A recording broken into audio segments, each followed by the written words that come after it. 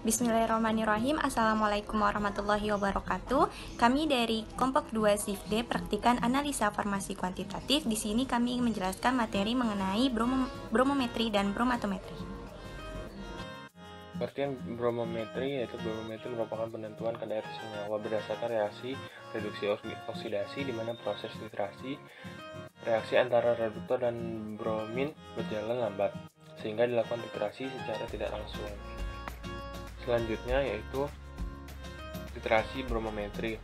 Titrasi yang menggunakan natrium tiosulfat atau Na2SO2O3 dengan sampel isoniazid, natrium salisilat dan asetonilit dan menggunakan indikator kanji, amilum atau pati.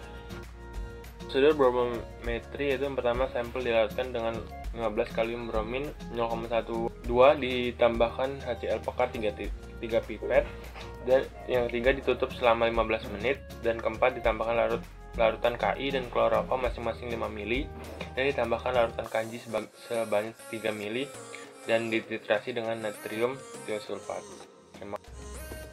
Proses yang terjadi pada bromometri. Kalium bromat adalah oksidator yang kuat, hanya kecepatan reaksinya tidak cukup tinggi. Untuk menaikkan kecepatan ini, titrasi dilakukan dalam keadaan panas dan dalam lingkungan asam kuat. Kelebihan KBR dalam larutan menyebabkan ion bereaksi dengan ion bromat.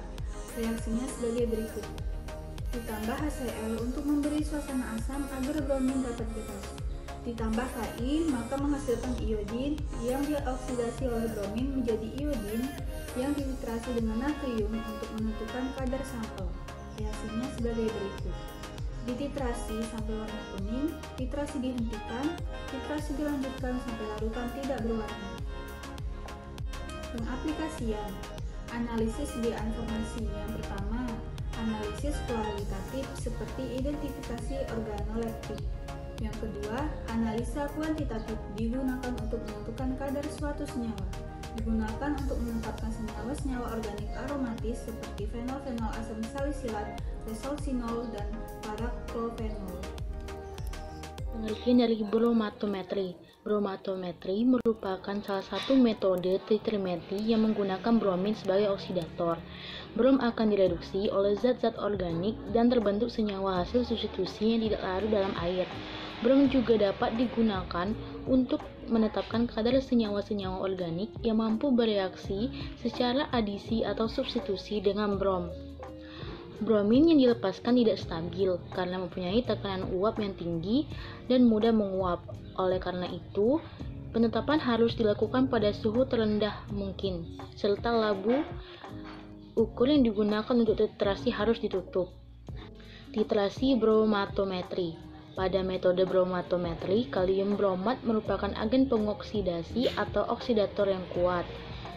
Metode bromatometri dapat digunakan untuk penetapan kadar sulfadiazin, di mana brom akan mensubstitusi sulfadiazin pada inti benzen. Bromatometri merupakan salah satu metode oksidimetri dengan dasar reaksi dari ion bromat. Oksidasi potensiometri yang relatif tinggi dari sistem ini menunjukkan bahwa kalium bromat merupakan oksidator kuat. Hanya saja kecepatan reaksinya tidak cukup tinggi sehingga untuk menaikkan kecepatan reaksi ini, titrasi harus dilakukan dalam keadaan panas dan dalam suasana asam kuat. Adanya sedikit kelebihan kalium bromat dalam larutan akan menyebabkan ion bromida bereaksi dengan ion bromat, dan bromin yang dibebaskan akan berubah larutan menjadi warna kuning pucat. Warna ini sangat lemah sehingga tidak mudah untuk menetapkan titik akhir. Kalium bromat adalah agen pengoksidasi kuat dengan potensial standar reaksinya adalah 1,44 volt. Reagen dapat dipergunakan dalam dua cara, sebagai sebuah oksidan langsung untuk agen-agen produk pereduksi tertentu dan untuk membangkitkan sejumlah bromin yang kuantitasnya diketahui. Sejumlah agen pereduksi seperti arsenik 3, antimon 3, besi 2, dan sulfida, serta disulfida organik tertentu yang dapat dititrasi secara langsung dengan sebuah larutan bromat. Reaksinya adalah sebagai berikut. Baiklah, yang selanjutnya itu adalah titrasi bromatometri menggunakan natrium tiosulfat dengan sampel bisa isoniazid, natrium salisilat, dan asetanilit, serta indikator yang digunakan berupa kanji, amilum, pati, ataupun metil merah.